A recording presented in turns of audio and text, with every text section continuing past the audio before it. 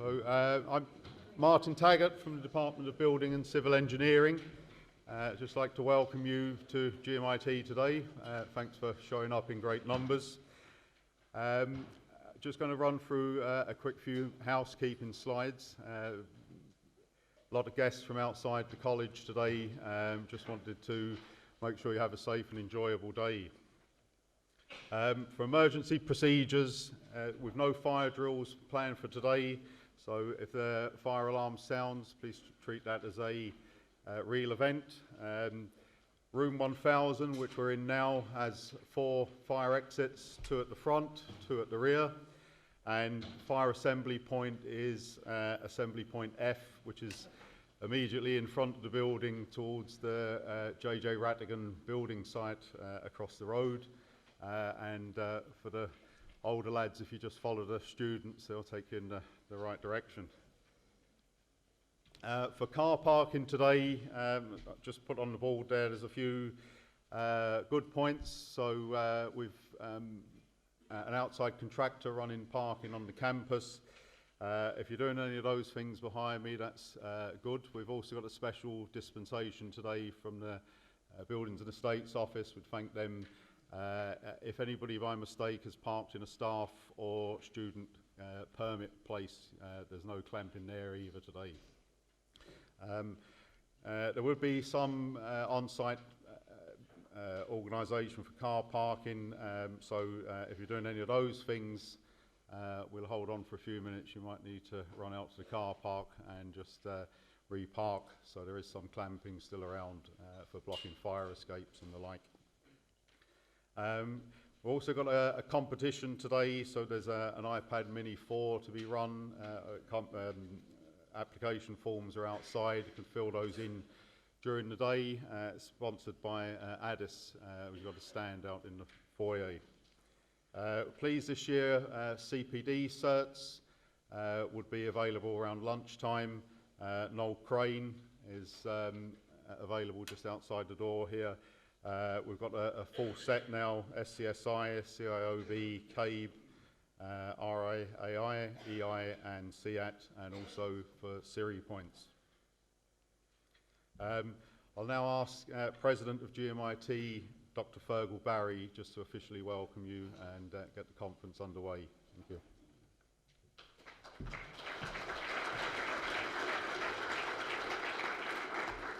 Thank you, Martin. Good morning, everyone.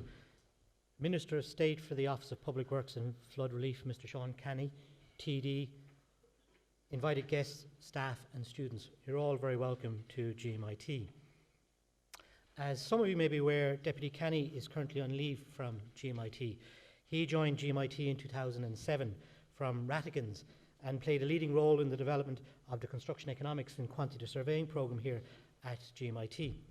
We've missed you, Sean, over the last year or so, but we're very proud of the work that you are doing in your new role and know that you're a demanding advocate for GMIT, East Galway and the west of Ireland.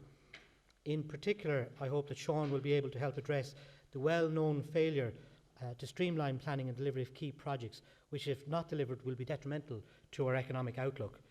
For example, the last significant strategic development on this site was some 15 years ago by Rattigans, and the cranes you've seen on your arrival across the road this morning are known locally as Sean Canny's cranes, as they were used to build this building that you sit in today when he was the QS working on that site.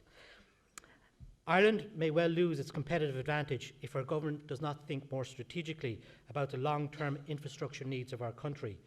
GMIT, for example, has a 100 million capital investment requirement and is faced with a 30% growth in student numbers out to 2030. Unlike the university sector, however, we're not able to borrow and do not have a borrowing framework. Indeed, since 2008, 6 of the 7 universities in Ireland have borrowed 637 million euros from the European Investment Bank and have leveraged that up to in excess of 1 billion euros to develop their campuses. If only the Institutes of Technology were afforded the same opportunity. This is but one example of the need for investment in our social infrastructure, from housing supply to health provision to inadequate transport infrastructure to energy and to education. Indeed, on the housing scene here in Galway, there's a requirement for some 4,500 housing units. A coordinated approach of providing student accommodation concurrently with this will also help to take the pressure off the social housing demand. Many voices, including the European Commission, OECD and IMF, are now calling for a dedicated action in Ireland on addressing this macroeconomic imbalance. Constraints limiting the construction sector and the supply of housing could generate risks of imbalance if they are not resolved. The country is in danger of toppling over as Dublin grows. These constraints are indeed being addressed, but the extent to which announced measures will be effective and free of adverse unintended effects needs to be monitored. We're all too well aware that Ireland's capital infrastructure will struggle to meet demand in the coming years. We've been investing too little, the time frame for delivery has been too long, and we've not been thinking strategically enough about the long-term needs of the country. Indeed, the capital spending plan 2016 to 2021 was backloaded towards the end of the plan's duration as government has given preference to tax cuts and other increases in expenditure. The mid-term capital review, however, is now underway. And under this review, GMIT has submitted our campus master plan and priority projects to the Higher Education Authority and Department of Education and Skills for review. Chief amongst these projects is a new STEM building, science, technology, engineering and maths building here on this campus. Included in that building, for example, is an engineering and building performance and monitoring lab with embedded sensors across the building to be used as an action research project by our students. I look forward with bated breath to decisions of this funding review and the development of policies in that area by DEPR in September. That's the Department of Expenditure and Public Reform. A 2016 report from consultants McKinsey estimates 51 trillion in infrastructural investment will be needed worldwide between now and 2030 to keep up with the expected economic growth and output in GDP. That requires countries to invest an amount equivalent of between 3 and 4% of GDP each year. However, Ireland has been planning to just spend 2% or less, which may well hold back growth here. For a variety of different reasons, it makes sense to invest now in infrastructure, and it makes sense to have a longer-term coordinated plan because that gives certainty and gives a degree of confidence, the basis of economic development. On the professional accreditations front in GMIT, it's been a very busy year. In February 2017, the following programmes were given accredited status by the Chartered Association of Building Engineers, CABE: our construction management programmes, our civil engineering programmes, our architectural technology programmes, and the construction economics and quantity surveying honours degree. In 2016, the Department of Building and Civil Engineering was also approved as an accredited centre by the Chartered Institute of Building, and the following programmes were awarded accredited status by CIOB: our Construction Management Programme Level 7 and our Construction Management Programme Level 8 honours. Additionally, a number of other built environment programmes are currently preparing for accreditation with the CIOB. Our honours degree in construction economics and quantity surveying is accredited by the Chartered Surveyors, Society of Chartered Surveyors. Our architectural ordinary degree and our architectural honours degree programmes are both accredited by the Royal Institute of Architects in Ireland, and our civil engineering ordinary and civil engineering honours programmes are fully accredited by Engineers Ireland. Moving more generally to our building and civil programmes. Our core programmes, construction management, construction economics and quantity surveying, civil engineering and architectural technology remain very popular. Indeed, this past September, we took in over 220 students into the first year of those 4 programmes, and initial CEO indications for 2017-2018 are also looking positive. A significant issue is, however, student retention, with persistently high non-progression rates. Studies we have carried out indicate a complicated mix of financial, economic and social factors are at play, as well as the more obvious academic issues that stem from the significant drop in entry points across the building and civil engineering disciplines. To address these issues at GMIT, we've initiated a wide range of measures to engage and assist students in their transition to third level. These include a maths support centre, an academic writing centre, one-to-one interviews, peer-assisted learning, all very demanding of the time of our academic staff. Recently, we've also concluded interviews with first-year students and have also received a number of withdrawals following those interviews. A significant number of students cite financial issues as their primary reason for withdrawing from programmes. So now a word or two on the wider issues of funding for third level and its implications. We've seen a doubling in the number of students this year at GMIT opting to pay their student contribution by instalments. We are awaiting the deliberations of the Joint Oireachtas Committee on Education and Skills on addressing the current underfunding of higher education and the future funding of higher education. I wish to share again the position outlined by the Technological Higher Education Association, that is, the representative body of the 14 institutes of technology in Ireland, on our submission to that Joint Oireachtas Committee. We presented a paper that proposed the introduction of free fees for students studying up to level 7. That paper was fully costed at €50 million per annum. It would mean free public higher education in Ireland in the Institutes of Technology sector, the introduction of a civic university system. The Technological Higher Education Association, THEA, is generally not in favour of income contingent student loans, as our students are in the main from socioeconomically disadvantaged backgrounds, and any extra debt would present yet another obstacle to progression. The evidence also shows that income contingent student loan models generally only work well in large economies. At GMIT, we've also introduced a higher diploma in building information modelling for our graduate students. That programme was launched a number of years ago and has been very positively taken up by industry in terms of upskilling and reskilling staff. Many of you here today in full-time work may be concerned with balancing further study with ongoing job commitments. However, you should note the following points about that programme. It's available on a part-time basis. You can pursue it as a minor award for individual components, and we have practitioners on that programme with relevant experience or other formal qualifications are entitled to exemptions through the recognition of prior learning. Please feel free to discuss options today with our staff around that programme. So on the construction industry more generally, you will hear today that the construction industry has grown significantly in the past few years and is expected to grow by between 15% and 20% this year. This will lead to expanded job opportunities in the industry. This growth presents a very welcome change from our experiences when the initial International Construction Management Day conference was first held here in GMIT in 2010. However, such growth also poses difficult problems and concerns as how we develop a future growth model for the construction industry that is sustainable.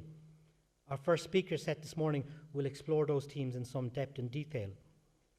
Feedback we received from the professions and local contractors tell us that whilst construction is recovering strong nationally, much of that growth is concentrated on the eastern side of the country. Many areas of the west, while improving in terms of construction output, are recovering at a much slower pace, and recovery is very soft. In that regard, I was very interested to note recent government announcements of their intention to revisit previous attempts to balance national development in a more sustainable and equitable way under the National Planning Framework to 2040. And submissions under that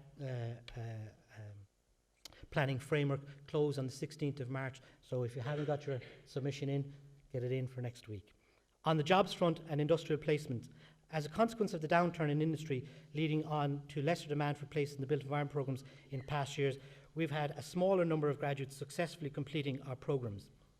For those graduates that commenced their studies in 2013 and have persevered, there are enviable job opportunities abounding. It is no exaggeration to confirm with you today that our staff in the Building and Civil Engineering Department are being contacted on a weekly basis by employers with excellent job opportunities for our graduates. In the GMIT annual graduate survey, I note that the building and civil engineering graduates are also amongst the best paid graduates in terms of initial starting salary, ranging from €39,000 to €45,000. In regard to work placement, the construction management programme has led the way in providing work-based learning for students, with a 6-month placement in industry being a mandatory part of the third year learning experience. At the moment, we currently have construction management students on placement across the globe in the USA, Saudi Arabia, England, Wales, and indeed here at home in Ireland. Next year, our construction economics and quantity surveying and civil engineering programmes will adopt a similar 6-month model to replace their current shorter 8-week work placement. This will enable students on those programmes to gain valuable work experience and also help to alleviate, to some extent, the current shortage of placement students to fill industry roles. We currently have more potential placement opportunities than students available to fill those roles. Before I finish, I want to thank everyone who travelled today to be with us. I'd like to welcome staff and students from IT Sligo, Cork IT, GMIT Mayo, NUI Galway and Queen's University Belfast. Several participants have travelled from overseas to be with us today. Mr. Ben Bradford, President of the Chartered Association of Building Engineers, Mr. Chris Chivers, past President of the Chartered Institute of Builders, Mr. Eddie Tutley, Policy and Public Affairs Manager in the Chartered Institute of Building, Mr. John Eyre and Mr. Martin Barrett from ADIS, who are also sponsoring the famous Building Challenge competition today. A few other sponsors of today include Michael Gallagher of the Chartered Institute of Builders, Pat Carter of the Western Branch of SCSI, Edward Maguire of the Republic of Ireland region of CABE, David Courtney, the main board of CABE, and Justin Malloy from the Construction Industry Federation, as well as our top table here today.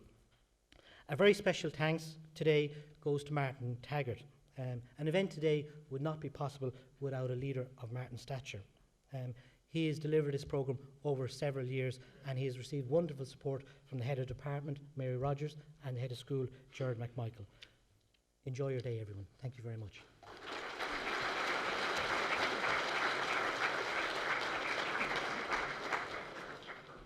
Thank you, Fergal.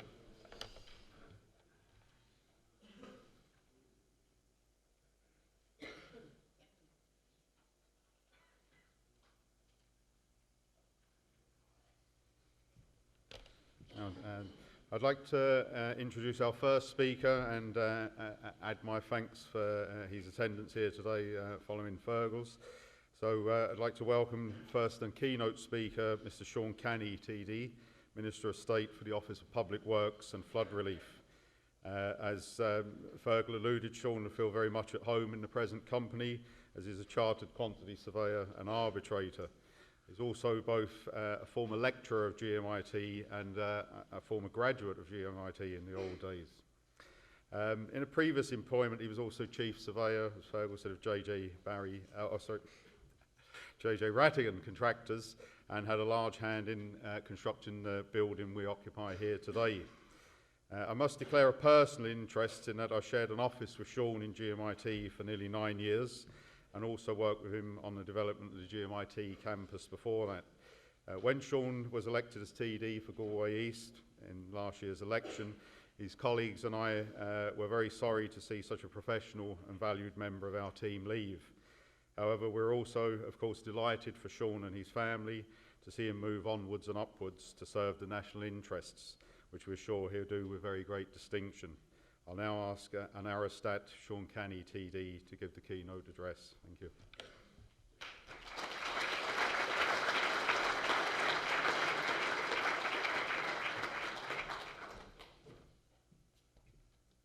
Good morning, everybody. It's a great privilege to be here with you today.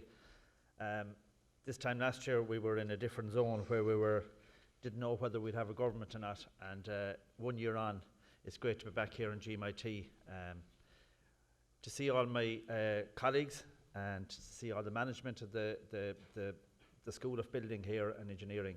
I'd like to thank Martin for the invitation to be here this morning. As well as that, I see a lot of students here, and I just want to wish them all well. And I presume they're all studying hard and doing their projects and handing up their CA in time and all that type of thing. So I hope you keep that going.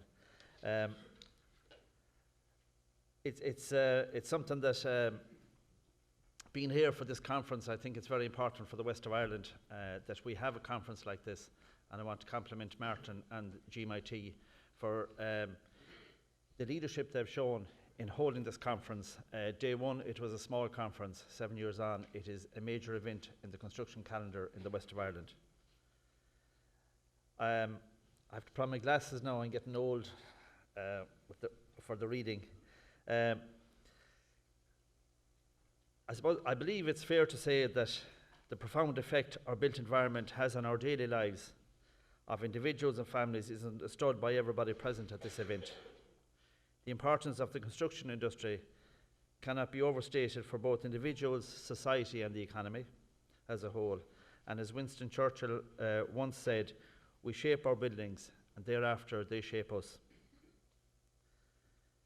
Since I've been appointed to serve as a Minister of State, I've been struck by the range of responsibilities that the Office of Public Works has, and its reach into so many parts of public policy. In relation to construction, my office is involved in as well as the standard refurbishment and building of projects such as the Garda Station, which you see across the road. We have other projects which we do, and we deliver a lot of bespoke projects and facilities. For instance, we deliver the development of Coast Guard stations in collaboration with the Irish Coast Guard Service and the Department of Tourism, Transport and Sport. We also have been involved in the Backweston Laboratory Complex in Kildare to prepare for the development of the state-of-art forensic science laboratory. The proposed facility has been designed not just to meet the current requirements in this fast-evolving area of science, but also future anticipated needs. We also have been involved in the Special Olympics Ireland, who have recently moved into the new headquarters at Abbottstown Sports Complex.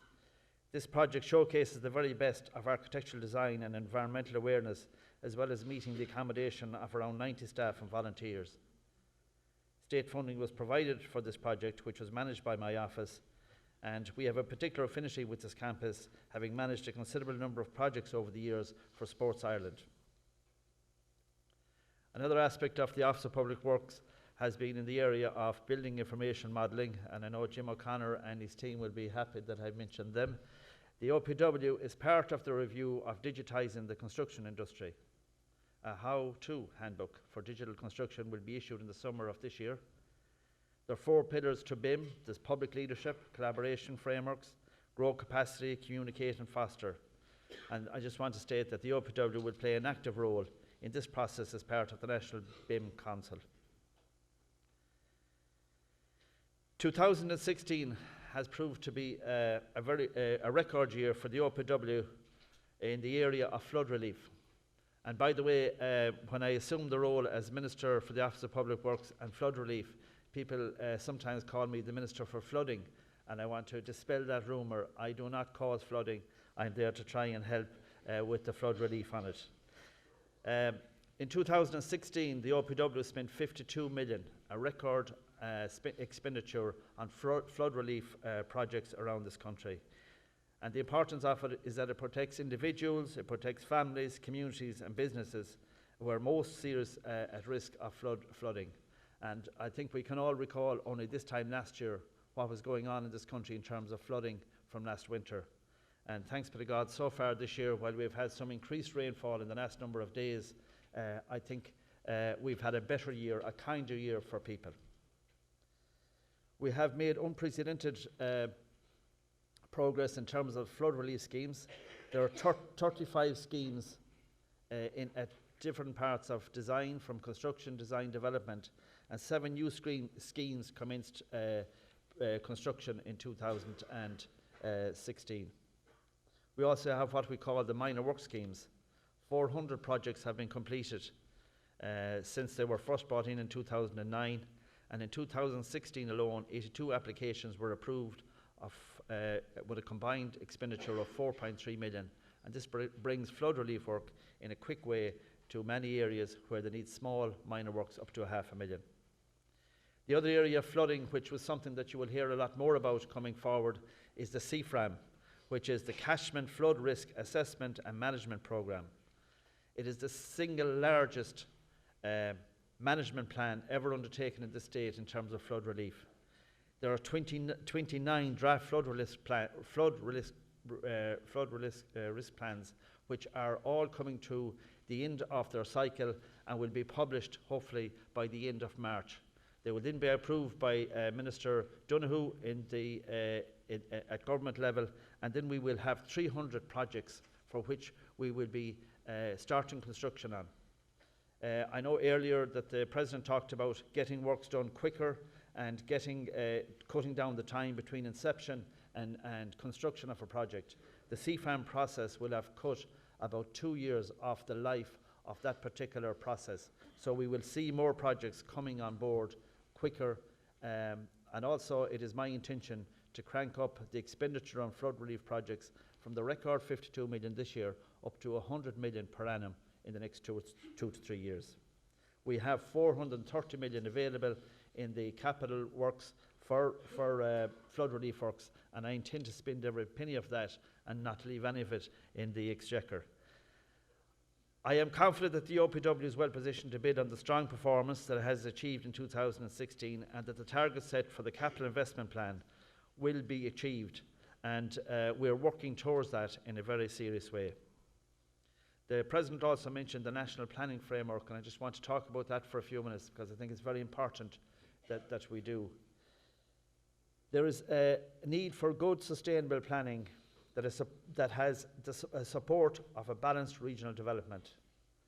Minister Coveney's department has just recently launched a consultation process for Ireland 2040, our plan, the National Planning Framework. It is a long-term 20-year strategy for the place-based development of Ireland up to 2040. Ireland 2040 adopts a new strategic planning and development framework for the coordination of a range of national, regional and local authority policies and activities, planning and investment, including housing. The National Planning Framework will address emerging trends, and among the key elements that we must prepare and plan for into the future are a national population increase of around 1 million people. More than 1/5 of the population in this country will be over 65 years of age, including myself. More than 500,000 additional people will be at work. 500,000 homes needing location much closer to services and amenities. And we need to rebuild our community and commercial life in the heart of our cities and towns and protect the many qualities of our rural communities. We are now seeking the public views on what the issues are and how we can together address sprawl and lopsided development, better utilisation of the potential of both urban and rural areas, and avoid congestion and adverse impacts on people's lives and the environment. The Government's Rebuilding Ireland plan has key objectives to create a functioning and sustainable housing system that is capable of providing homes for families and individuals in emergency homeless accommodation, producing a minimum of 25,000 housing units nationwide every year by 2020, responding post-2020 to meet future housing needs, delivering more social housing much faster, and putting in place financially sustainable mechanisms to meet current and future requirements for social housing supports. The Government's commitment to providing €5.35 billion will go a long way to providing much needed social housing, with the provision of €200 million infrastructure fund to unlock the potential of key sites to deliver thousands of homes to the market. In terms of the wider housing market, the objective is to double housing output to deliver the 25,000 units per annum by 2021. A range of actions are already underway in pursuit of this objective. The Planning and Development and Residential Tenancy Act 2016 enables large-scale projects with 100 homes plus or student accommodation units to be submitted directly to An Bord Pleanála from this year on. Their first tranche of the 23 key strategic development sites in major urban areas with the capacity to deliver houses on a large scale at locations such as Dublin, Cork City, Cork County and the metropolitan areas of Limerick and Galway were announced at the end of last year. Following the initial success of the pilot scheme in Waterford and Carlow, the repair and releasing scheme is now being rolled out on a national basis. An additional 26 million is being provided to fund the scheme in 2017, which brings the total amount of investment available this year to 32 million. This additional investment will help to accelerate up to 800 vacant properties which can be brought back into use for new homes for families on local authority waiting lists, where the original target was 150. Pillar 5 of the Rebuilding Ireland commits to developing a national vacant house reuse strategy by the first quarter of 2017. And this is informed by the census of 2016 data to inform the compilation of a register of vacant sites, to identify the number, location and reasons for long-term vacancies, that is any building over 6 months which is vacant in high demand areas, and set out a range of actions to bring back vacant units into use. The primary objective of the vacant site levy under the Urban Regeneration Housing Act 2015 will act as a mechanism to incentivise the development of vacant and underutilised sites in urban areas for both the provision of housing and the development and renewal of land. This will enable sites to be brought into beneficial use rather than allowing them to remain dormant and undeveloped. The levy is not intended to be a revenue generating exercise. The vacant site levy will be charged from 2018 onwards, with the first bills actually being collected in 2019. The levy will be charged at a rate of 3% of the market value of the site. A reduced or zero rate will apply in circumstances, for example, in areas in need of regeneration. The other area which we come across, and I understand it well myself being a quantity surveyor, is the cost-effective design.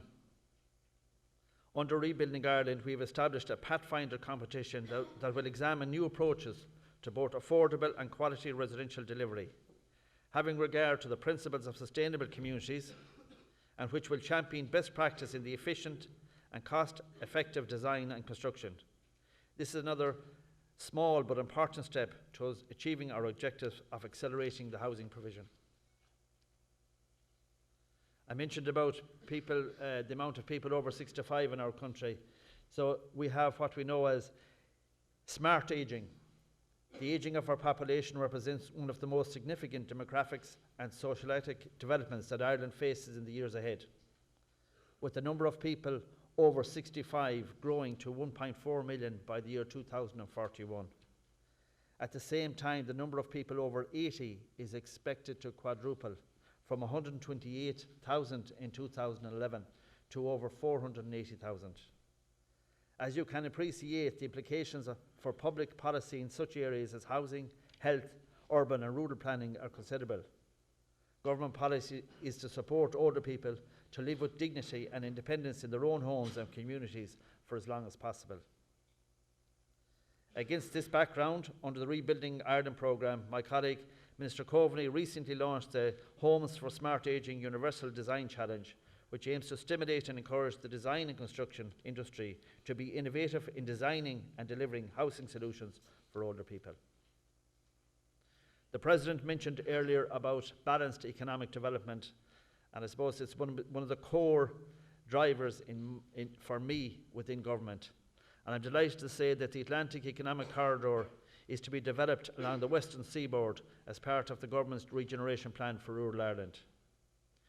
Representing 73,500 employees and 2,250 businesses along the west coast of Ireland, the Atlantic Economic Corridor seeks to create a city of scale from Limerick through to Galway to Sligo and on to Derry to match the Dublin, Cork in development infrastructure, attracting domestic and international investment and growing employment and wealth in a vibrant western communities. The National Renovation Strategy.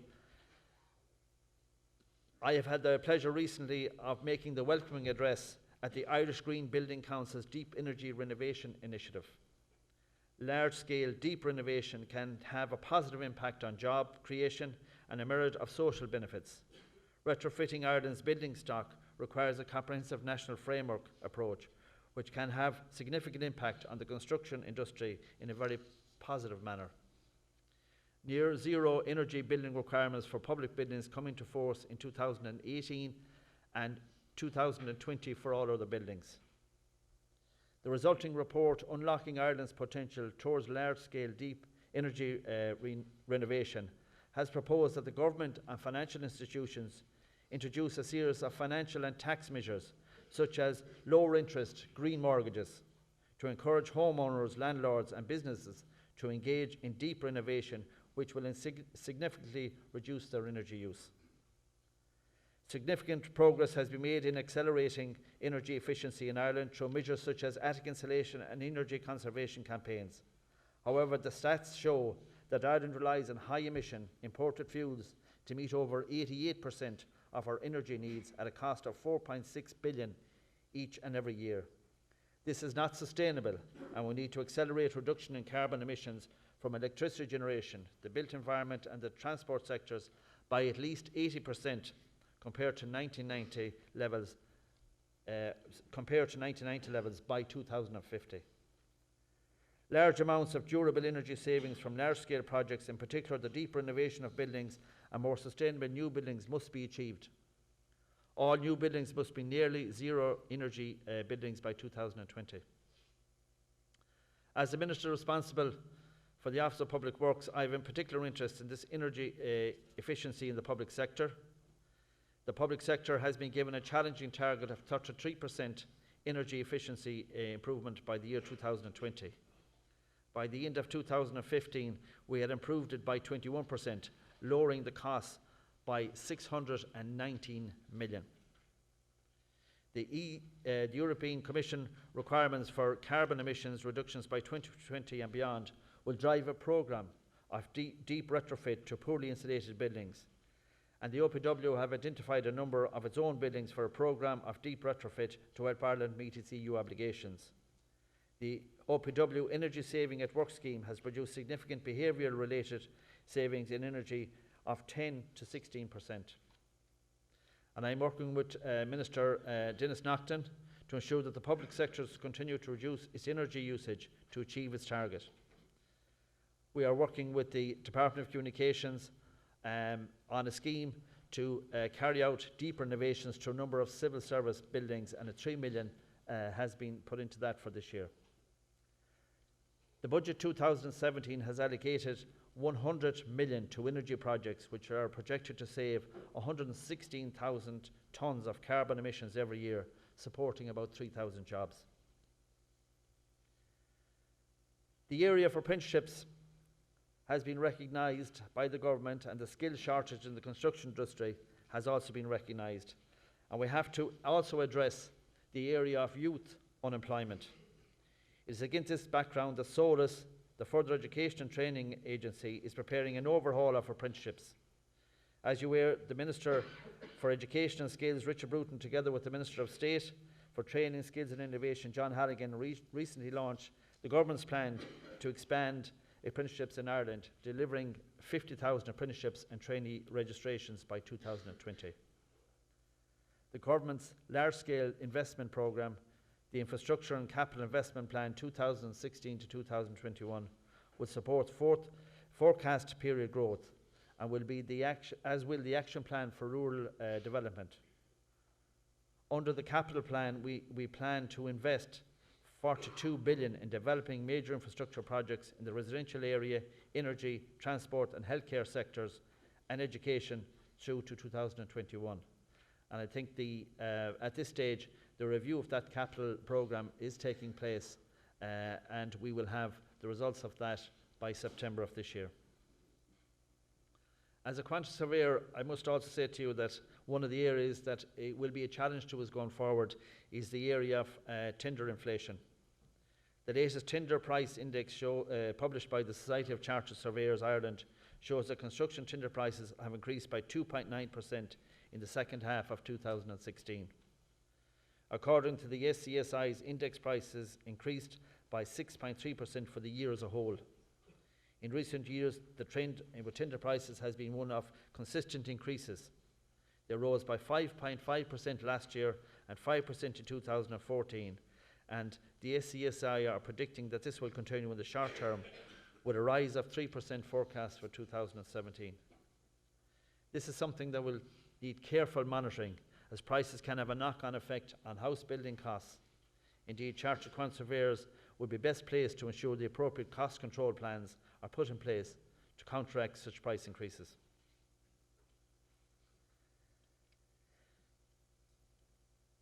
There are important times in terms of the range of linked challenges and policy responses that we as a government have put in place to support the construction industry in the years ahead. We as a government need to deliver on these plans, but we need also to do so in a way that leaves a positive legacy when we look back in 20 years' time. The ESRI's latest economic projections forecast a baseline sustainable growth rate for the Irish economy of 3% per annum between now and 2025. Depending on the final form of the Brexit takes, the baseline scenario may vary upwards or downwards. The labour market continues to improve. The live register rate has fallen to below 7%. It's It's actually at 6.6% for the first time since July 2008. The ESRI are predicting that this will fall to just over 6% over the medium term. In relation to the demand for housing, the ESRI projects that the demand for housing will move to 30,000 homes per annum by 2024. According to the Construction Industry Federation, projects to the value of almost 19 billion will commence or conclude over the next 12 months. A recent CIF commissioned economic analysis forecast that there will be 9% annual growth on average in the construction industry, reaching 20 billion output by 2020. It can potentially imply 213,000 direct employees, making it the largest job generator in our communities around the economy.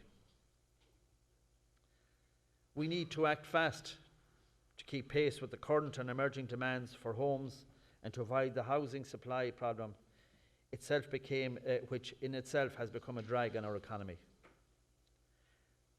The challenge will require us all, the government, local authorities, approved housing bodies, architects, construction professionals, planners, builders and developers, to proactively respond to the housing and commercial supply challenge in order to meet the need of our citizens now and into the future.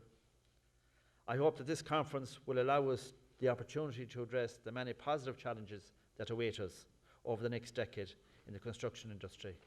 And just before I finish, I want to say that for the students who are here, the opportunities that are rising from the figures I have given there are enormous. There is the reason for being in education and getting your degrees is that the world is your oyster. And that begins here in Ireland. And hopefully into the future, your jobs will be here in the west of Ireland, not just in Dublin. And that's what the Atlantic Economic Corridor is all about. So I look forward to engaging with you, and I'm delighted to be here with you. Thank you very much.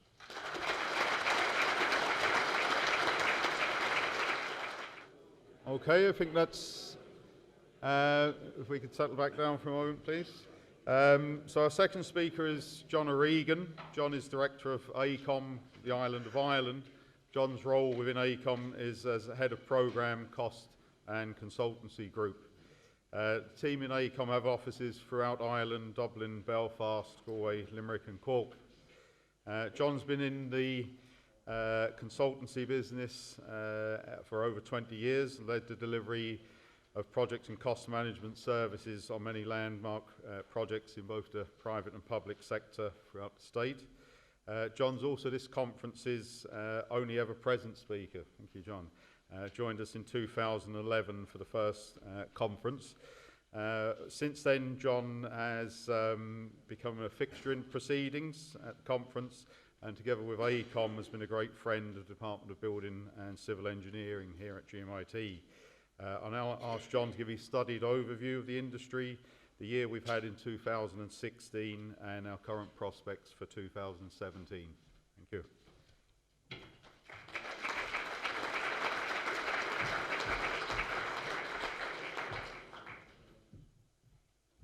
Well, good morning, everybody. I'm delighted to be here again, and thank you, Martin. And I just do want to congratulate yourself and Mary Rogers and the GMIT for making this a bigger and better event every year, so that's great. Thank you for getting everybody to try and sit down. I was worried we might get some people passing out during the excitement of this, but that's great. So I'm going to touch on some of what we see as the key issues in the industry over the last year and the period ahead. Before I do that, I'd just like to say that I moved to Galway in 2000, and one of the first projects that I was involved in was Tume's swimming pool, and I ended up negotiating the final account with Mr. Canny on the table over there, who was the QS acting for the contractor. And I suppose what I'd like to say is that if anybody has any concerns about his negotiating skills in government, have no fear. He knows how to get the right bargain. Huh? So these are the areas that I'm going to touch on, just an overview of the industry and some particular hot issues that are out there at the moment, and some of them, like the infrastructure deficit, the President has already touched on. So we publish an annual review every year. There are copies of it outside, and in that we kind of look at the overall construction industry in Ireland, north and south, and we do some regional focus, and so I'm going to particularly focus on some of the stuff from the Western region also. So this is the graph that most of you have probably seen a few times before.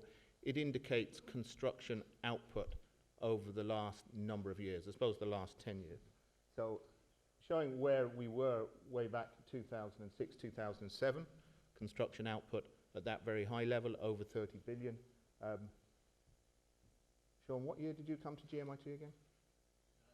2009. So there you are. We knew seven. Yeah, there you go. If there were any doubts about how intelligent that man is, there you go. So I mean, looking at these dates, it is interesting. So the first of these conferences were in 2010? 2011. So that I think just shows the kind of leadership that was involved in getting this going. It was a very poor time for the construction industry, and it was a brave thing to do to get this conference going at that stage, and it's just shown how it's paid off over time. Are there any students here who are in their final year now? A good few. So you came in when? September 13? That be right? So round about here. So I'd like to thank you for probably ignoring your careers advisors, ignoring your parents, and coming into the industry, keeping the faith. I think since then we have seen great improvement in the industry, and I think for all of you it certainly will pay off that you're coming out into what is a vibrant industry at the moment. So if you look at the last couple of years, 2015 and then 2016 output going up to around 14.5 billion, so significant growth in that year. And then what we're forecasting for 2017 is around 20% growth in construction output by value. So again, significant growth. And you can see it from the level of construction that's on site at the moment, how that growth is coming on. So this slide I'm going to pause on, and I'm going to kind of spend a little bit of time focusing on, because it looks at the area that the President mentioned, and the infrastructure deficit. So there's a couple of lines on this graph. The purple line there is construction output.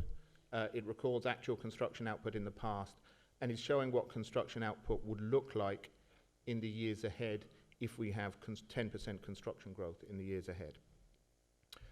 The amber line here represents an estimate of 12% of GNP.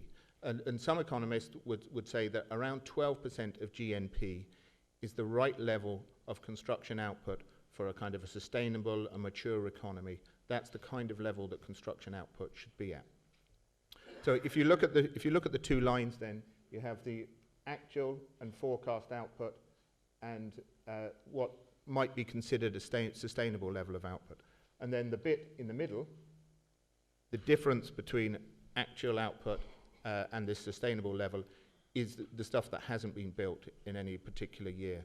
So it's not completely scientific, it's illustrative, but I think what it does demonstrate is that whilst for a period we had an unsustainably high amount of output, the level of output now is at a level which is lower than it needs to be. And if you actually add up the value of all the work in that grey gap in the middle, it's around 80 billion. So on this graph, the two coincide in about 2022, and at that stage there'd be about 80 billion of infrastructure that maybe should have been built.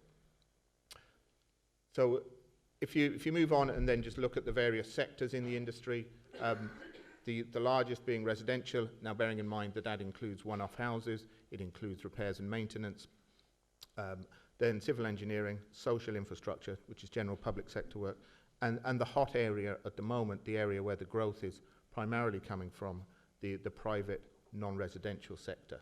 So what's in that hot sector, the sector that's there's a lot of activity at the moment? The areas that there is the most energy at the moment is, is in this sector here, the commercial buildings, the private sector buildings, and then also in this area over here, which is defined as industrial buildings, but that's where the foreign direct investment would be. That's where the pharma, the med tech, the IT, the data centers, that's the area where those would be. So those are kind of the hot sectors at the moment. And where are they hot? This is the capital dock development on the docks in Dublin, a project we're QSing. Big commercial office space and mixed-use development. I think there are 65 cranes inside the canals in Dublin at the moment, and it went up by 3 this month. So that's probably the area that is hottest and there's the highest degree of activity at the moment. And then when you contrast that with the national picture, with the regional picture, this graph indicates those planning permissions that are granted nationally. So that's the total nationally. And then the BMW region, the Border, Midlands and West region, which we fall into. You see the stark difference, less than 10% of that commercial development is happening in our region. So I'm not going to go into any detail in the residential output because I think everybody's kind of conscious of the challenges that we have there.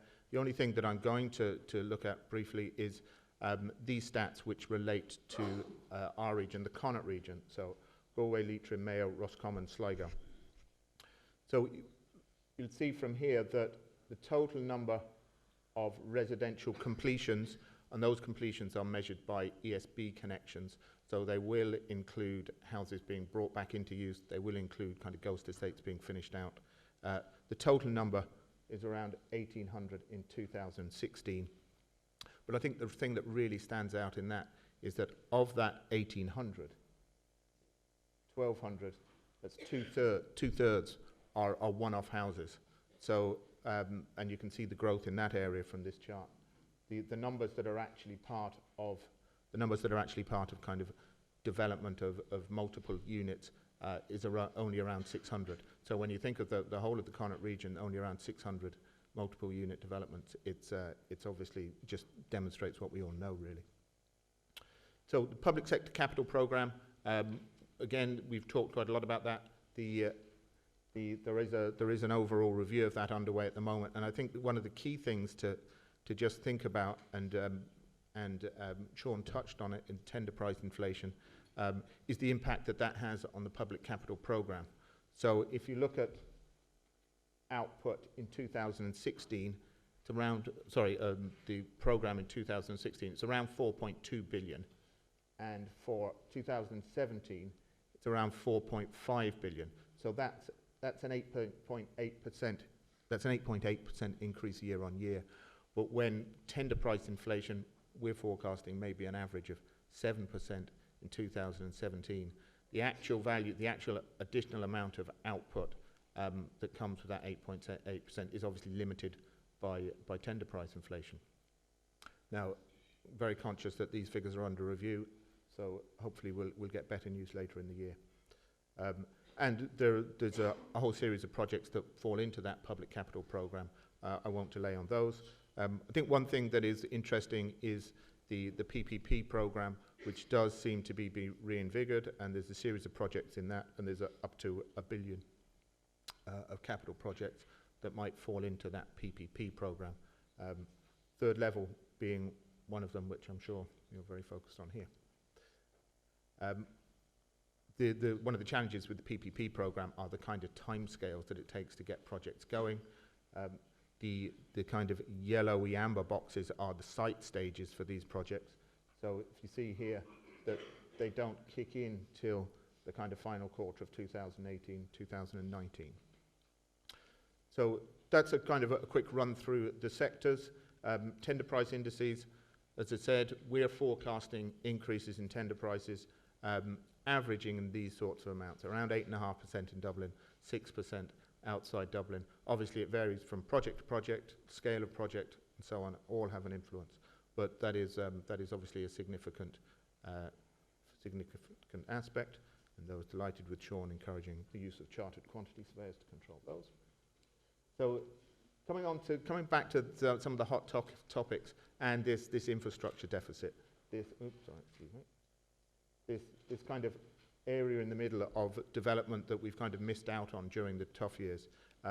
And I do strongly agree that we have a risk that when the economy is growing at the rate it is, which is fantastic, that if we don't keep up the infrastructure, it has a potential impact of impeding foreign direct investment and other investment. So for the first time when we did our review this year, Tomas Kelly, who you see over there, is my colleague, who's the principal author of the review, did a survey. And one of the questions that we asked was, indicate in order of significance the factors most likely to present challenges in attracting foreign direct investment to your region in 2017. So you can see there nationally what the outcome of that survey was. So skills shortage being the first issue, good news for all the students here, cost competitiveness relating to tender price inflation and so on, and then thirdly, deficiencies in physical infrastructure. So that was the response that we got from the national survey. Now when you focus on the responses that came from the BMW region, these are the responses. So there is a definite market change in perspective of the people in this region. The deficiencies in physical infrastructure were seen as the most significant issue. And when you look at parking in Parkmore, the outer bypass around Galway, you really do see some of those potential issues. So we're not the only people that are focusing on this infrastructure deficit. The President mentioned a number of other bodies that are looking at it. IBEC is one of those, and this is just a couple of interesting slides that they had. They're kind of lobbying for increased infrastructure. This is the Irish rail network in 1920. And this is the Irish rail network now. So, well, I don't think anybody's advocating a massive rail network, but it does just indicate how the focus on infrastructure has maybe moved. And then this slide indicates the network of motorways and kind of primary dual carriageways. So you can see that, and it's easy to see where the focus is, Dublin and outer Dublin, and what people are advocating is something more along the lines of this, which brings exactly what Sean was talking about, this focus along the Atlantic Economic Corridor. So that's just some of just touching on the infrastructure deficit. So Brexit is obviously a very topical area, and alongside that, the current US administration and its approach to investment and their encouragement of US investment to stay within the States. I think it's too early to know what impact the US administration will have, but I think it is now becoming clearer what the impact of Brexit is likely to be. We hosted a couple of seminars recently where the IDA have been speaking, and they're now openly saying that they've had over 100 inquiries from London-based financial institutions and so on interested in looking at Ireland. Certainly we are seeing, from our own perspective, we are seeing a lot of activity in that sector, and I'm now certain there is going to be a significant uptick for commercial property in Dublin coming out of that. I think the question then is, what other impacts will Brexit have? And this is the survey that we carried out with our review. People are asked in the next 2 years, so that's kind of, well, Brexit is taking shape, what sort of impact might it have on your business? So a limited number saying positive, just under 20%, nearly 50% feeling that over these couple of years it might be negative, and then about 35% not so sure. But I think, again, looking at the regional bias on those survey findings, a similar number with a negative perspective, a smaller number in the feeling that they would have a positive impact. This second one is more market. This is post-March 2019, which is kind of, we just put that in the question as the date that it might happen. So again, from a national perspective, around 50, just over 50% saying it wouldn't have an impact, around 20% saying that it would have an improvement, around 26% saying that it would have a negative effect. But then when you come to our region, there's quite a marked change there, where a higher proportion saying no change, but very few people having a strong view that Brexit would have a positive impact in the BMW region. And I think, unfortunately, that's probably an understandable perspective.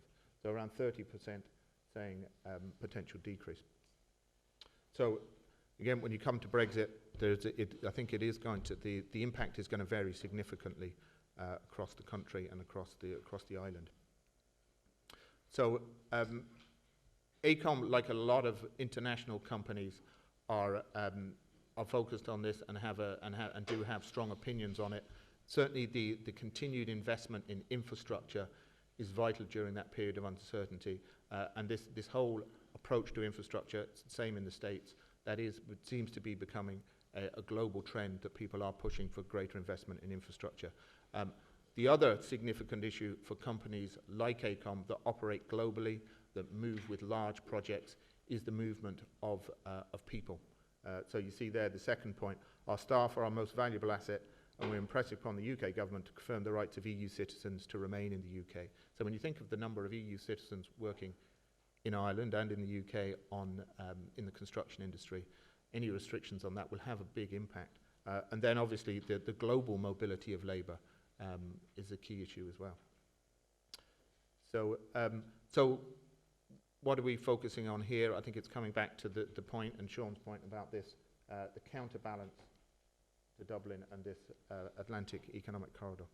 So what are people doing about that? Well, there is a need to invest in infrastructure along that seaboard, and I think this is one example. It's an example that we're involved in that I might just touch on for a minute. This is the opera site in central Limerick. It's a 10-acre site right in the middle of Limerick. It's fairly derelict at the moment.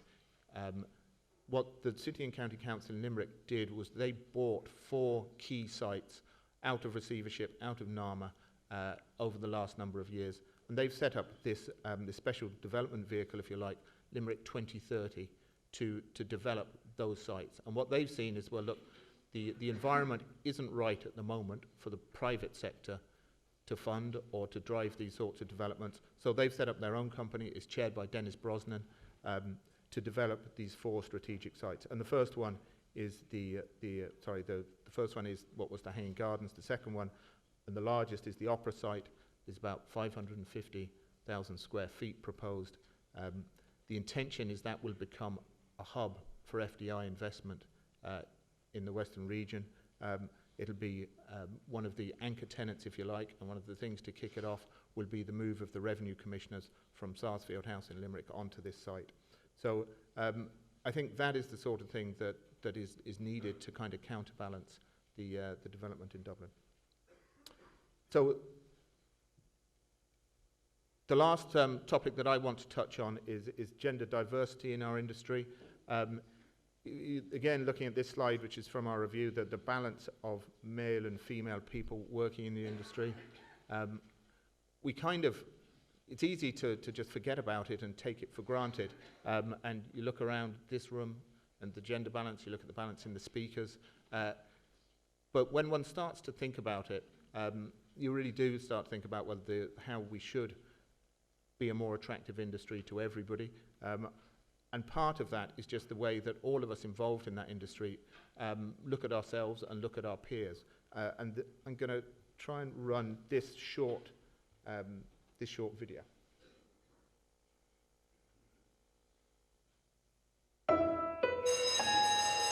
This afternoon, we're going to draw people doing different jobs. And the first job we're going to draw is a firefighter. Have a think in your head what a firefighter looks like. Oh, we're doing a firefighter. What's your firefighter called? Mine's called Firefighter Gary. Firefighter Stan. Firefighter Simon. He's big and strong. He's got a big helmet on. That's brilliant, isn't it? Next, we're going to draw a surgeon. Have you thought of a name for your surgeon? Jim Bob. Jim Bob. He's a brain surgeon. I think he would wear a stethoscope. He gives you medicine. That's his ambulance. OK, next, we're going to draw a fighter pilot. This is his jet plane. He rescues people. He likes to do stunts in the air and stuff. OK, now, who would like to meet these people for real? Yeah!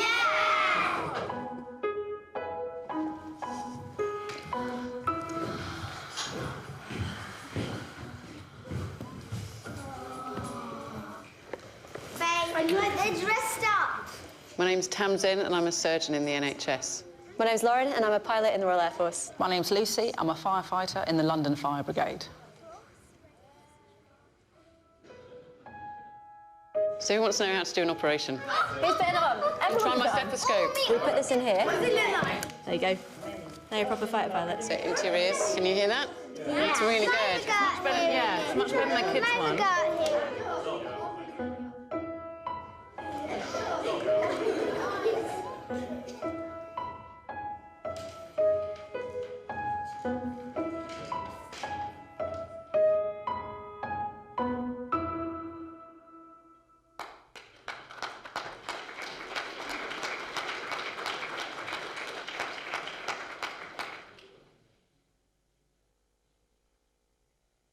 So there you go. It's interesting, isn't it? You tend not to, you tend not to think about those sorts of things, and it becomes this unconscious bias, that was what it's called. So when you're recruiting a QS or you're recruiting a senior engineer, what do you think that person looks like? And you have a picture in your mind of what that is, and that's where it all starts, I suppose.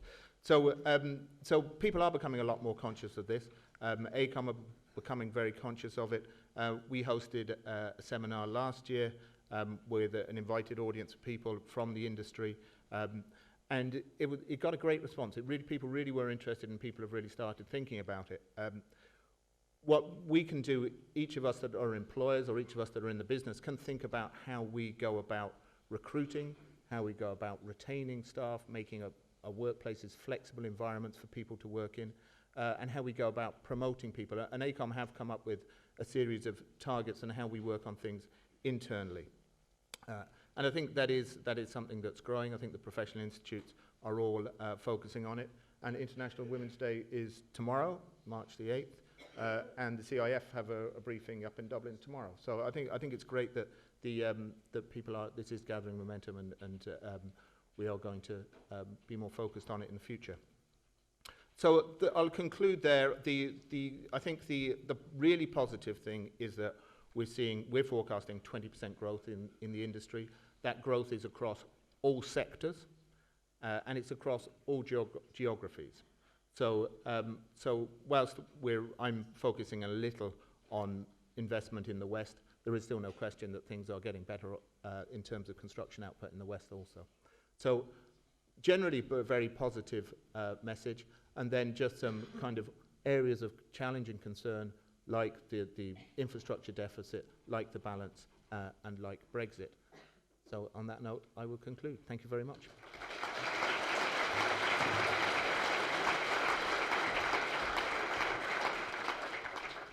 Thank you, John. Much to think about there.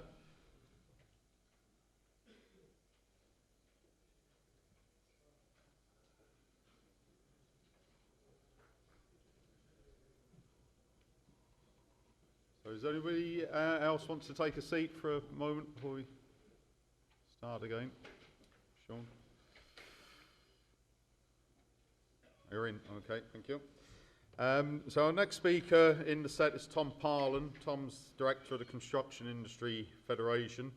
I suppose for the benefit of some of the younger lads and students here, before taking up his role with CIF, Tom was previously been a TD, the Progressive Democrats for the Leash Offley constituency, and was also Minister of State, Department of Finance, with special responsibility for the Office of Public Works. In 2011, as has been said, we held the first International Construction Management Day conference here at GMIT. Many people thought we were maybe a little bit deranged, a little bit mad to start the construction conference in the middle of a catastrophic construction industry collapse, which was happening at the time. However, Tom Parlin, back in 2011, backed our ideas and duly appeared at our first conference as the first keynote speaker. Tom. Very pleased to welcome Tom back in better times. We still have many problems, I'm sure, Tom, some old problems and some new, but at least we appear to be pointing in the right direction. I thank Tom sincerely for his support of the conference over the years and invite him to address you on the opportunities and challenges we face and to propose an action agenda to maximise those opportunities. Thank you.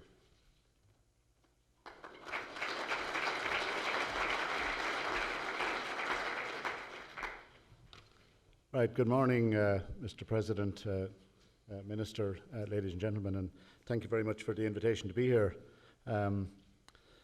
Certainly the three speakers ahead of me have no appreciation of time because I have about 7 minutes left now for my half-hour address, so if you all have to clear out of here at 11, I'll understand entirely. I want to thank Martin and his team for inviting me, and certainly I think this is quite an exceptional event, and it's certainly heartwarming for me to see the positive response now. And I do remember when it was mooted first of all in 2011, it was a brave decision. It was clearly something I was keen and the CIF were keen to support, but I think it paid off handsomely. And to the graduates that are about to move on this year into the jobs market, I think you'll find certainly fairly sweet pickings out there. I think it's also an indication the number of our members, very substantial members that are here, and just have seen Sean Stewart arriving in late, Sean, I have to say. But Rachel was here in good time. Pádraig Rattigan, Purcell's, Carey's, Roadstone, Sisk, BAM, Quig Gold and Glenman. So, you know, it's an indication of the importance of this event that all those busy people, and particularly at the moment, we find it hard in CIF to get people into meetings now because everybody has become so busy. Just in terms of, I suppose, Sean was referring to the prospects for students here. I think Sean is the only graduate that has moved on to be a minister, and without making any big deal about it, I think the grounding that he got here, both with Pádraig Rattigan and in GMIT and as a QS, certainly sets him well up, because I find him certainly a breath of fresh air as a politician to deal with, and I'm speaking as a former politician, to deal with in terms of either his common sense or his understanding of the industry, which is scarce enough, I have to say, amongst other politicians, and it's a bit of a challenge to get through to some people. So, but I met David outside, who was telling me he's working with a construction firm here. I was asking what exactly does he do. He says, I estimate, I plan, I manage sites, I do a bit of building myself, and if there's somebody needs to go into teleporter, I have to hop on that as well. I asked him about his qualification. He said he qualified as an aeronautic engineer. So when Martin referred to my starting out, I started out as a farmer and farmed for the first 50 years of my life, and then I got into politics for a short while, and now I end up sort of working for the Construction Industry Federation. So you could end up anywhere, but I think the important thing is that your career of choice, be it in construction, that there will be opportunities there for you, and I think that certainly looks like the case. The CAO applications have increased by 20% in 2016, so the trend certainly is upwards, and that of course is due to the economic upturn, but it's also, I think, to do with the reputation that GMIT has here and the courses that it provides. I think either yourselves as students or your parents don't want to sort of gamble with your future, and I think certainly GMIT's construction management is seen as a good bet, and is certainly highly valued by the CIF members as well in terms of graduates and taking on people. I joined the CIF in the end of 2008, and I know someone, Martin, or was it your president, was trying to do a bit of a correlation about what happened to construction industry after Sean joined here. But I had the distinction of, you know, the Ulster Bank do a monthly index about construction activity. For the first 72 months, month on month after I joined, activity went down, and I lucky enough to hold on to my job, and now I'm happily in the place where it is beginning to pick up. So I think at the moment the future looks fairly bright. I suppose in very simple terms, construction needs a strong economy, and on the other hand, the economy needs a strong construction industry. So if the economy is ambitious to move on, it has to have the construction industry that have the scale and the ambition and the skills to respond. There's about 30,000 construction-related entities in our economy, and just in terms of the scale, while our top 10 are big players, there's 46,000 self-employed people within the industry as well. The industry employs about 140,000 people directly.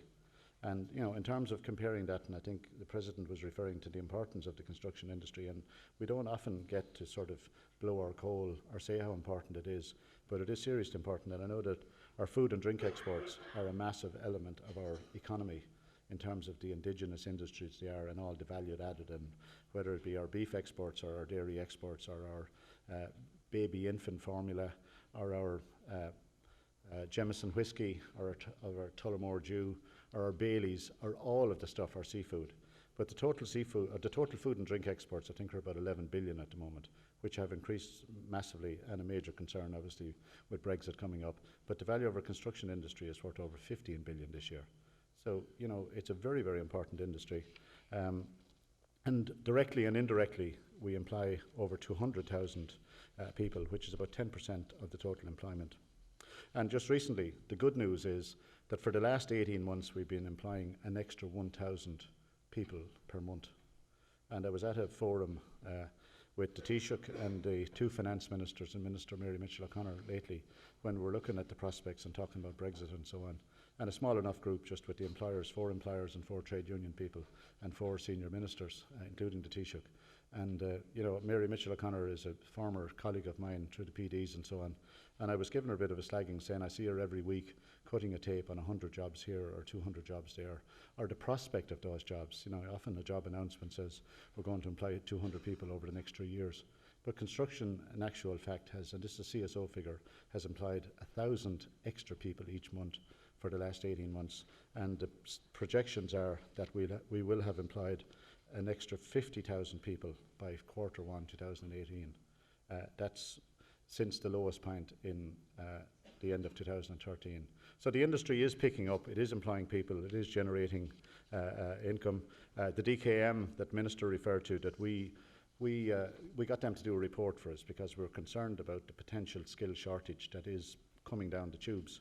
And we wanted to try and put a figure on it, and rather than we and the CIF saying it and anyone saying, well, they would say that, wouldn't they? We got DKM and Annette Hughes to do a report for us that we've presented to government and broadly to all the educational facilities and so on. And that's suggesting that the industry can potentially create 112,000 extra jobs between this year and 2020. And I know a reference was made earlier, I think by John, saying that the ideal share of the industry, that construction shouldn't be any more than 12% of the economy. Clearly in 2006 it went to well in excess of 20%, and it was inevitable that there was going to be a collapse. And it's easy to say that now, but it was inevitable and everybody knows that. But by 2020, when the industry grows from the 15 billion this year to 20 billion in 2020, it will still just be 10% of the economy. So I don't think the concern about it overheating or anything else is going to be there. It'll still be below the optimum level. So I think, you know, that by providing jobs in every community in Ireland, the construction industry, in terms of the tax take, the value added, the domestic spending, and most important, the economic, is the most important economic sector in the economy.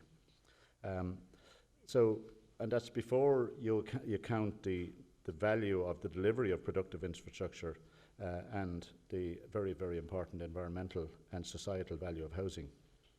So we are part of a critical industry.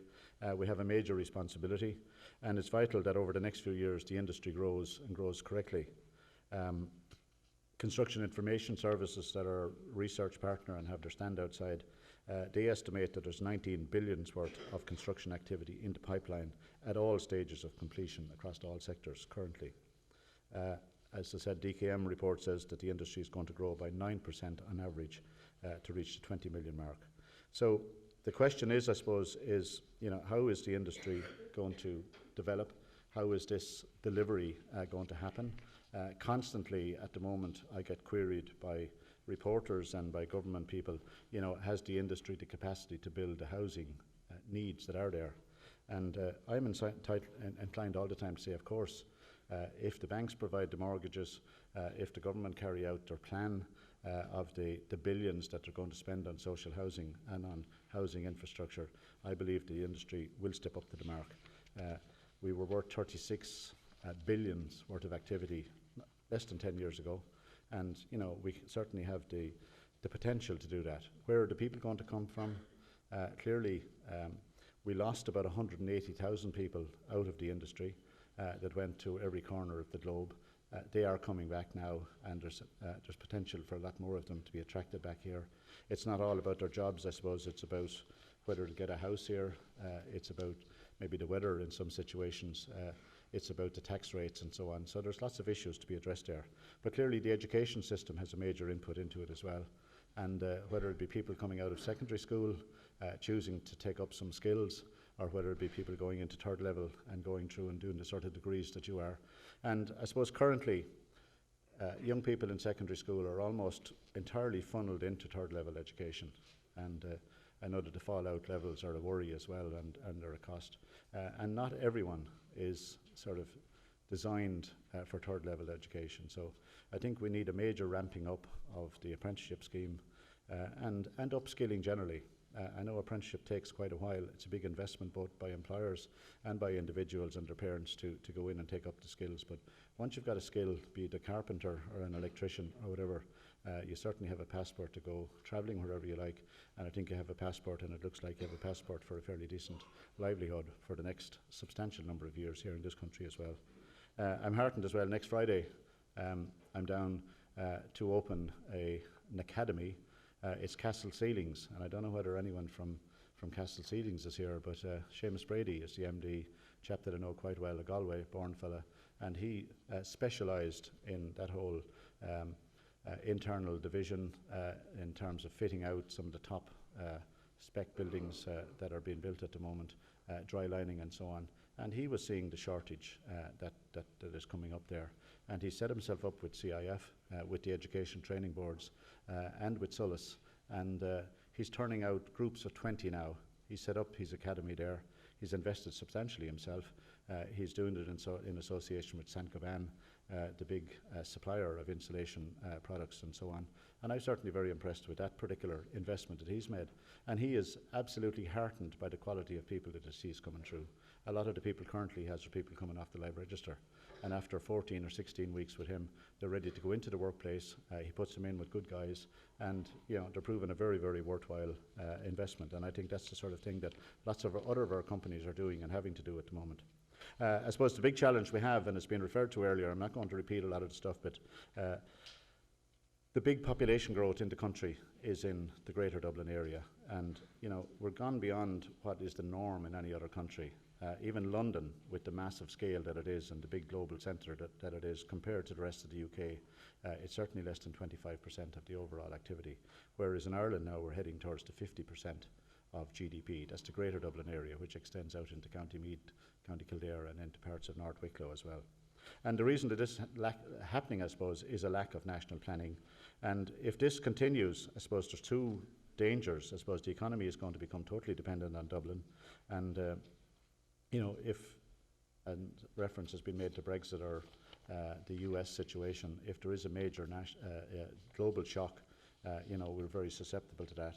And I suppose the other issue is that if the Greater Dublin area continues to grow like it is growing, that there's a danger that Dublin, with the lack of infrastructure that's still there as well, is going to collapse under its own weight of sort of unstructured and unplanned population growth.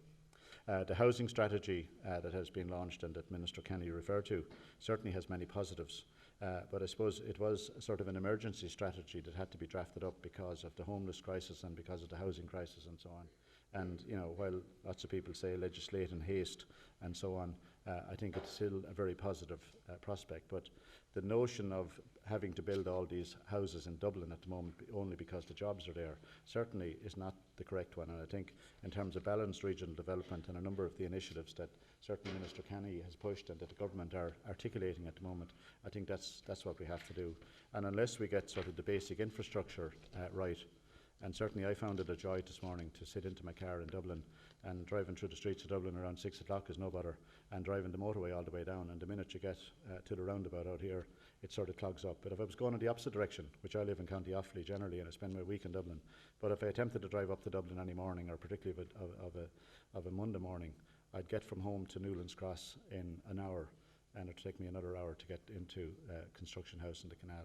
So that doesn't really make any sense in terms of good investment. So I think the demographic flow that is currently there in terms of attracting everyone to Dublin has to be reversed. It has to be balanced. There's nothing against Dublin, but I think in order to encourage the FDIs to consider an alternative to Dublin, we have to link up Cork, Limerick, Galway, and the Midlands as well. They sit sort of in between. And I think because construction companies are dispersed around the country, getting involved in local projects, certainly makes a lot of sense for the local community and for the spin-off that they have. I suppose outside of the Greater Dublin area and Cork City, house building is still very, very scarce. I know there's some small activity beginning in Galway, and the social housing starts will certainly be a help. But generally, doesn't make economic sense to attempt to build a house in Galway or outside of Dublin with the sort of price that you can get for that house at the moment. And that's, unfortunately, it's hard enough to make it add up in Dublin, where house prices are increasing on a fairly annual basis. So, we have very onerous regulation, and we have very onerous levy and contributions, and we have endless delays in planning. And all of these issues are being addressed by the new proposals that the Minister has brought in. And I certainly hope that the Minister keeps his concentration on this area, and I know that other political issues will attract his attention, and whether he becomes Taoiseach or whether there's a big change and so on. I think, in fairness to Minister Coveney, he's made a major start on this area, and I'd hate to see that start interrupted. And politics, as I know well, is a difficult profession. And I was chatting to Minister Kenny outside, and we were talking about water charges, and I'd hate nearly to bring it up here, but unfortunately water has become about politics at the moment, not about the practicalities of water, and the whole notion that people shouldn't pay for their water when they're paying for all sorts of other things and paying crazy money. I just saw some figures lately about some of the big concert items being announced now. Like, people have no problem spending 100,000 people spending 100 quid a head on a concert ticket overnight and clocking on and having it spent immediately, and yet there's an issue about paying your water. There's no problem about paying your Sky TV or paying any other things, and for an essential part. But anyhow, I'm not getting into the politics of it, but it is, it doesn't make sense to me, and unfortunately, the big FDIs and the housing estates, I had a developer and a very, very good one onto me just last week, St. Tom, the 155 houses that I'm ready to go with on the edge of Kildare-Dublin border, he said, held up because there's no water infrastructure. And I know maybe that infrastructure is being directed to a big FDI at the moment, and unless it was, they're going to walk away. So we need a major investment, and right across the board, as John pointed out, whether you look at health or education or third level or our roads or across the board, I can mention all the different areas, we have a massive deficit. And currently our fiscal rules, and because we had a major difficulty in the past and because we were bailed out, don't allow us to borrow and invest in that. We're having a conference in Dublin at the end of April looking at innovative financial methods. We're having Commissioner Phil Hogan, we're having Andrew McDougall, who's the Director of the European Investment Bank, and we're having Minister Pascal Donoghue, together with representatives of the architects, the surveyors, the engineers and so on, looking at that area and trying to come up, because it is absolutely a no-brainer, with money available at less than 1% to our government, that we can't invest in the sort of infrastructure that we so badly need. And the ridiculous element is that the 10,000 extra houses that we need to build and that would make such a difference to the people that are renting, to the FDIs that are coming in and so on, there's 25,000 jobs in it as well, good jobs and good skills and so on. And to spin off every house that's built at the moment, every €300,000 house, 100,000 goes directly to the Exchequer.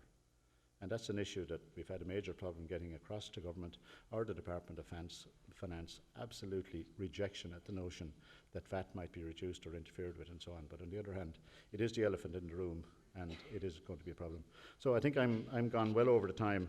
I just want to make a few issues about how the industry is going to develop. I think we have legacy issues in the industry. There was some bad work done. There's some people finding that investments they made in apartment blocks or in houses or whatever 5 or 6 or 7 years ago have turned out not to be so good. So I think the new B-car regulations, I think, have sorted that to a large degree. It does add cost, of course, but I think it's going to bring an integrity to the industry, and it's going to give a guarantee to the consumer, to the people who buy a house now or an industrial building or whatever, that they're going to get something good. The other area in terms of moving forward, I think we have a responsibility to innovate and be sort of best in the class.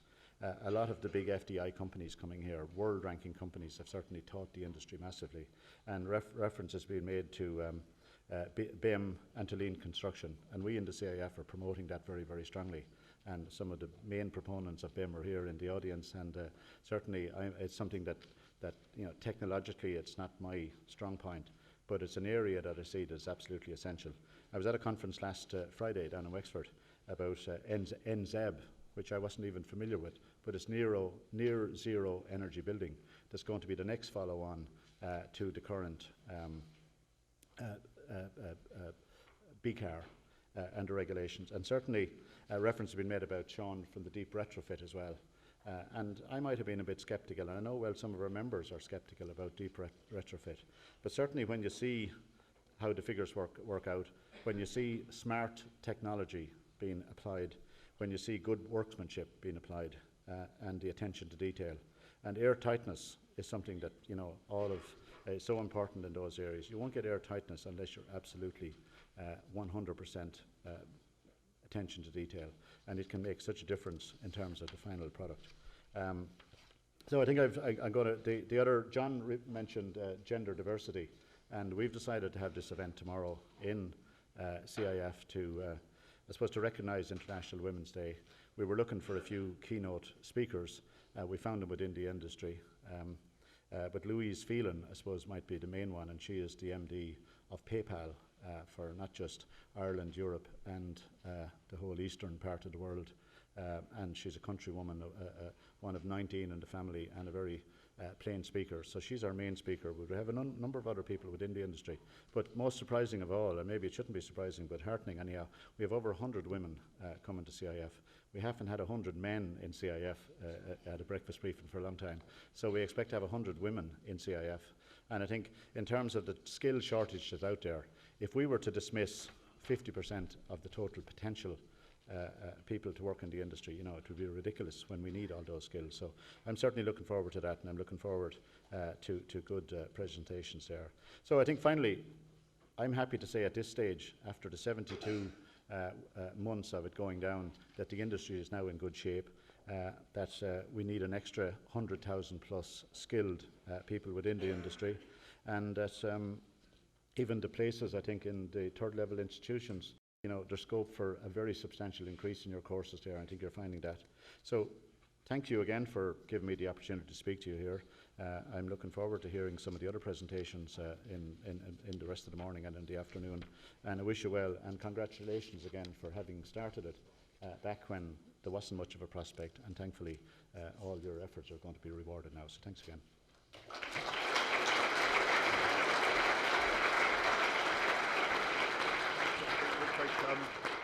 Thanks, Tom. You very nearly pulled us back on time. I think just before we break, we might just take the first, if there's 2 questions from the audience. Any questions? No, I think the tea's calling anyway. So we're going to break for tea.